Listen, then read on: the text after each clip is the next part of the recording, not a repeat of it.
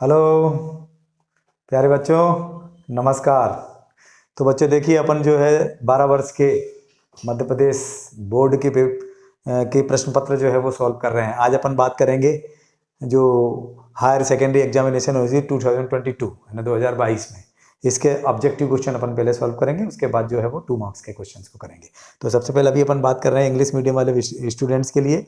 तो आप देख लीजिए, इसमें सबसे पहले ये हिंदी मीडियम के विकल्प हैं। सबसे पहले हम मल्टीपल चॉइस क्वेश्चन की बात करेंगे, है ना। ये मल्टीपल चॉइस क्वेश्चन आपके इंग्लिश मीडियम के आ गए हैं, इनको अपने को सॉल्व करना है। ठीक है, देख लीजिए, एक एक क्वेश्चन अपन करते जाते हैं और जो भी कह सकते हैं इसके पीछे कॉन्सेप्ट होगा उस पर डिस्कशन करते चले जाएंगे। क्या कह रहे हैं ये? Select and right the correct options from the options given in each questions.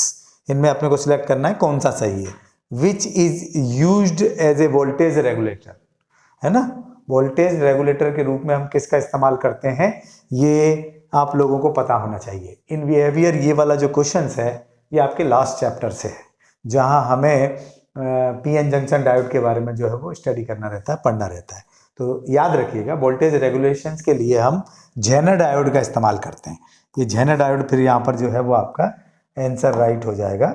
Jenner diode का इस्तेमाल होता है वोल्टेज रेगुलेशंस के लिए। ट्रांजिस्टर का यूज अपन करते हैं एज ए डायोड बल्ब के रूप में। फोटो डायोड आप लोगों ने देखा होगा, जब किसी कह सकते हैं कि लाइट इमिट होती है तो उसको अपन फोटो डायोड के रूप में मान के चलते हैं। और ट्रांसफार्मर जो होता है वो अल्टरनेटिंग वोल्टेज की वैल्यू में चेंज करता है। ठीक है, तो यहाँ जेनर डायोड का इस्तेमाल होगा, देखिएगा। अगला क्वेश्चन अपन देखें तो अगले क्वेश्चन की ओर चलें, है ना। अगला क्वेश्चन आपका आएगा वो है ओमिक रेजिस्टेंस इज। कौन सा इनमें से ओमिक रेजिस्टेंस है? देखो, ट्रांजिस्टर पीएन जंक्शन डायोड से मिलकर के बनता है। तो ट्रांजिस्टर या यूं कहें कि पीएन जंक्शन डायोड या डायोड जो होते हैं वो ओम्स लॉ को फॉलो नहीं करते। ठीक है, लाइट इमिटिंग डायोड भी ओम्स लॉ को फॉलो नहीं करते। जंक्शन डायोड, वही पीएन जंक्शन डायोड की बात कर रहे हैं, ये भी ओम्स लॉ को फॉलो नहीं करते। तो फिर यहां पर कॉपर वायर, याद रखना, मेटेलिक कंडक्टर जो है वो ओम्स लॉ को फॉलो करते हैं। तो यहां आपका आंसर हो जाएगा कॉपर वायर। ठीक है, मेटेलिक कंडक्टर, जो भी मेटेलिक, कॉपर हो, है ना, या एल्यूमिनियम हो, या फिर गोल्ड हो, सिल्वर हो, वो सब ओमिक्स लॉ को फॉलो करेंगे। लेकिन डायोड है, इलेक्ट्रोलाइट है, या यूं कहें कि गैसेस हैं, ये ओम्स लॉ को फॉलो नहीं करती। ठीक, now next question, the focal length of eye in compound microscope, the focal length of the objective. Actual में क्या होता है कि जो आपका कंपाउंड माइक्रोस्कोप है इसमें दो कॉन्वेक्स लेंस का इस्तेमाल होता है। एक ऑब्जेक्ट की तरफ रहता है और एक आंख की तरफ रहता है। तो जो ऑब्जेक्ट की तरफ होता है उसको ऑब्जेक्टिव लेंस कहते हैं, और जो आंख की तरफ होता है उसको आईपीस कहते हैं। तो जो आंख की ओर होता है उसका फोकल लेंथ और डायमीटर दोनों ऑब्जेक्टिव की फोकल लेंथ और डायमीटर से अधिक रहती है, आईपीस की अधिक रहती है। ठीक है, ऑब्जेक्टिव की कम रहती है। तो क्या कह रहे हैं, the focal length of eye in compound microscope, यहाँ आईपीस लिखना चाहिए था, इन्होंने आई लिखा है। In compound microscope the focal length of objective, तो ये मोर देन रहेगी। ठीक है, यहाँ आंसर आपका आ जाएगा more than the focal length of objective, है ना। आईपीस की फोकल, इसका जस्ट अपोजिट होता है एस्ट्रोनॉमिकल टेलीस्कोप में। टेलीस्कोप में ऑब्जेक्टिव की फोकल लेंथ ज्यादा रहती है, आईपीस की फोकल लेंथ कम रहती है, ध्यान रखिएगा। ठीक, आगे नेक्स्ट क्वेश्चन की ओर अपन बढ़ रहे हैं, देखें ध्यान से क्या है नेक्स्ट क्वेश्चन, उसको देखिएगा। ठीक, ये कह रहे हैं the minimum charge on A proton is. Proton का चार्ज और इलेक्ट्रॉन का चार्ज दोनों सेम होते हैं, दोनों का मैग्नीट्यूड सेम रहता है। अंतर क्या रहता है, प्रोटॉन पे पॉजिटिव चार्ज रहता है और इलेक्ट्रॉन पे जो है वो नेगेटिव चार्ज रहता है। तो इन्होंने प्रोटॉन का चार्ज पूछा है, तो प्रोटॉन का जो मिनिमम चार्ज होता है वो है आपका ये, यहाँ आंसर हो जाएगा आपका ये वाला। ठीक है, ये आपका चार्ज है 11.6 10⁻⁻19 कूलम, ये मिनिमम चार्ज होता है एक इलेक्ट्रॉन का या एक प्रोटॉन का चार्ज होता है। ठीक, next, the self inductance of coil does not depend on. Coil के सेल्फ इंडक्टेंस की बात कर रहे हैं। सेल्फ इंडक्टेंस का फार्मूला क्या होता है? अगर मैं बात करूं सोलेनोइड की तो फार्मूला होता है म्यू 0 एन स्क्वायर ए अपॉन एल, है ना। और अगर मैं बात करूं सर्कुलर कॉइल की तो फार्मूला होता है mu zero N square pi R upon 2। अब आप देख लीजिएगा कि इसमें से कौन सा ऑप्शन आएगा। यहाँ एन नंबर ऑफ टर्न है, एल लेंथ है, ए क्रॉस सेक्शन एरिया है, ये रेडियस ऑफ सर्कल है, आप देख लो, है ना। और नंबर ऑफ टर्न्स है एन। तो देखो किन पे डिपेंड नहीं करती है, यहाँ देखिए the length of coil, length पर डिपेंड है, ये सोलेनोइड की लेंथ है, ठीक है। The current of the coil, है ना, करंट इसमें कहीं नहीं आ रहा है, दोनों में कहीं भी करंट नहीं आ रहा है, तो करंट पे डिपेंड नहीं करेगा। अदरवाइज रेडियस पे भी डिपेंड कर रहा है, क्योंकि यहाँ भी एरिया आ जाएगा पाई आर स्क्वायर, रेडियस पे डिपेंड करेगा। द नंबर ऑफ टर्न्स दोनों में आ रहे हैं, नंबर ऑफ टर्न्स पे डिपेंड करेगा। तो यहाँ आंसर आपका आ जाएगा, करंट पे डिपेंड नहीं करता। याद रखिएगा, सेल्फ इंडक्टेंस किसी भी कॉइल का या किसी भी ऑब्जेक्ट का पूछा जाए, सेल्फ इंडक्टेंस एक कांस्टेंट क्वांटिटी है, वो करंट पे डिपेंड नहीं करती, करंट पे डिपेंड नहीं करेगी, ठीक है। हाँ, इन चीजों को बदलोगे तो सेल्फ इंडक्टेंस बदल जाएगा बाकी की चीजों को, ठीक। आगे बढ़ते हैं अपन, अगला क्वेश्चन देखते हैं। अगला क्वेश्चन क्या है, ये देखिए आप, the transformer is based on the principle. Transformer किस प्रिंसिपल पर काम करता है? ट्रांसफार्मर वो डिवाइस होता है जो अल्टरनेटिंग वोल्टेज की वैल्यू को चेंज कर देता है, ठीक है। और ये म्यूचुअल इंडक्टेंस की फेनोमेना पर बेस्ड है। तो इसमें आंसर आपका आ जाएगा म्यूचुअल इंडक्टेंस, ये वाला आंसर आपका क्लियर हो जाएगा, ठीक है। म्यूचुअल इंडक्टेंस की फेनोमेना पर बेस्ड है ट्रांसफार्मर, तो ये वाला आंसर हो जाएगा। सेल्फ इंडक्टेंस में केवल एक कॉइल होती है, म्यूचुअल इंडक्टेंस में 2 कॉइल होती है। तो इसमें प्राइमरी और सेकेंडरी कॉइल का कॉन्सेप्ट आता है। इलेक्ट्रोमैग्नेटिक वेव्स है और नॉन ऑफ दीज है, तो आप ध्यान रखना ट्रांसफार्मर म्यूचुअल इंडक्टेंस की फेनोमेना पर बेस्ड है। और नेक्स्ट आगे देखें अपन, अगला मुझे ऊपर थोड़ा सा लेना होगा, इसको कैंसिल करके हम इस क्वेश्चन को अगले को ऊपर उठा रहे हैं। क्या कह रहे हैं ये देखो आप, electromagnetic waves are produced by, electromagnetic waves हालांकि इलेक्ट्रिक और मैग्नेटिकली वो न्यूट्रल होती हैं, बट ऑसिलेटेड या एक्सीलरेटेड चार्ज पार्टिकल से प्रोड्यूस होती हैं।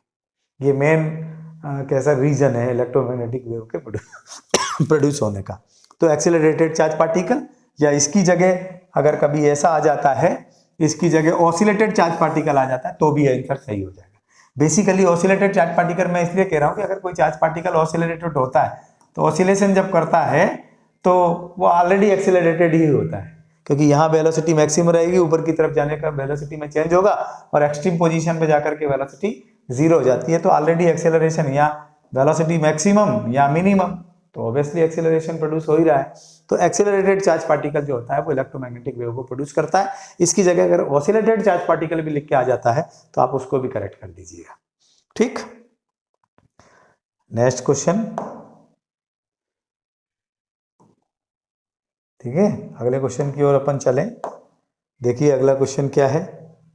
हाँ, अब ये फिल इन द ब्लैंक्स आपके खत्म हो गए हैं और नेक्स्ट आपके मल्टीपल चॉइस क्वेश्चन खत्म हो गए। नेक्स्ट आपके फिल इन द ब्लैंक्स हैं, तो अपन फिल इन द ब्लैंक्स को देखते हैं, इसमें कौन सा आंसर आएगा।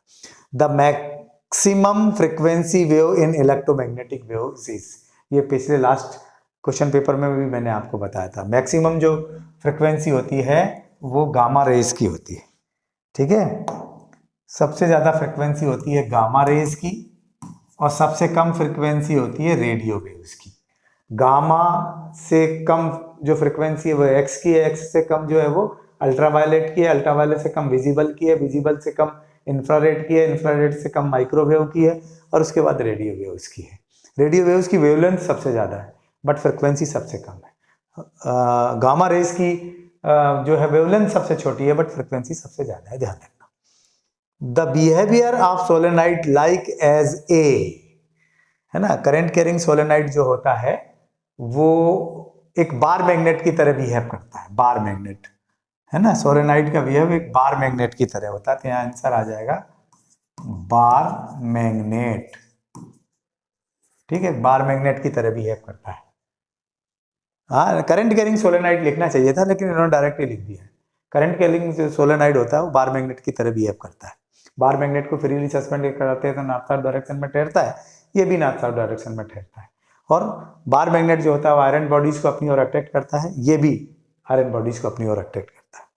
अगला question, meter bridge is based on the principle of, meter bridge जो है वो किस पे डिपेंड है? आप लोग जानते हैं मीटर ब्रिज जो है वो व्हीटस्टोन ब्रिज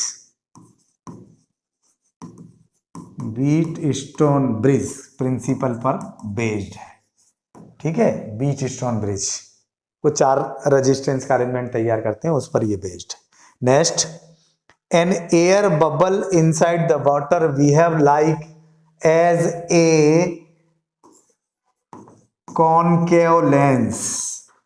जो मीटर जो इनसाइड द वाटर जो एयर बबल होता है वो कॉन्वेक्स होता है, बट बिहेव करता है कॉनकेव की तरह, क्योंकि इसके पीछे रिफ्रैक्टिव इंडेक्स की कहानी है ना। अगर मान लीजिए कि जो बबल है या जो अंदर इनसाइड द एयर है जब लिक्विड में किसी ऐसे सब्सटेंस को डुबोया जाए जिसका रिफ्रैक्टिव इंडेक्स लिक्विड के रिफ्रैक्टिव इंडेक्स से कम है, तो फिर जो है वो कह सकते हैं कि जो ऑब्जेक्ट है वो अपना नेचर जो है चेंज कर देता है। जैसे कॉनकेव लेंस को अगर अपन ने लिक्विड के अंदर डुबोया और कॉनकेव की फोकल लेंथ लिक्विड की कॉनकेव का रिफ्रैक्टिव इंडेक्स लिक्विड के रिफ्रैक्टिव इंडेक्स से कम है, मतलब लेंस का रिफ्रैक्टिव इंडेक्स कम है लिक्विड से, तो लेंस अपने नेचर को चेंज कर देता है।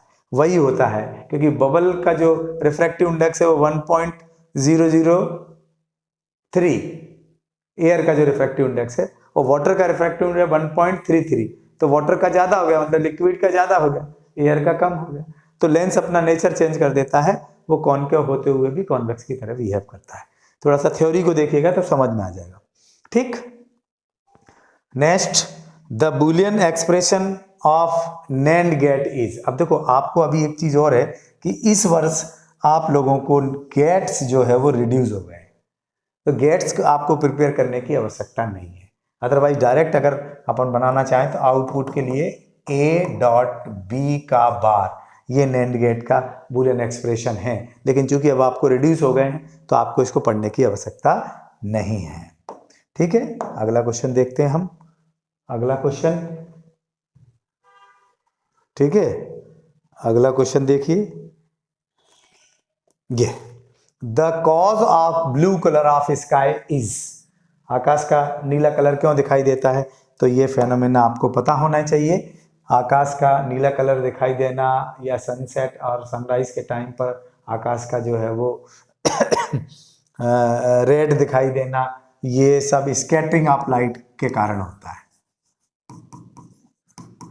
Scattering of light, scattering of light के कारण होता है ना, इसका आकाश का बुला दिखाई देना। The voltmeter is always connected in an electric circuit. Voltmeter किसी भी इलेक्ट्रिक सर्किट में हमेशा पैरेलल जोड़ा जाता है, पैरेलल, ध्यान रखना, और अमीटर को हमेशा सीरीज में जोड़ा जाता है, ये याद रखेंगे आप। ठीक है ना। नेक्स्ट क्वेश्चन की ओर चल रहे हैं हम। अगला क्वेश्चन देखें, क्या है अगला क्वेश्चन, उसको देखो।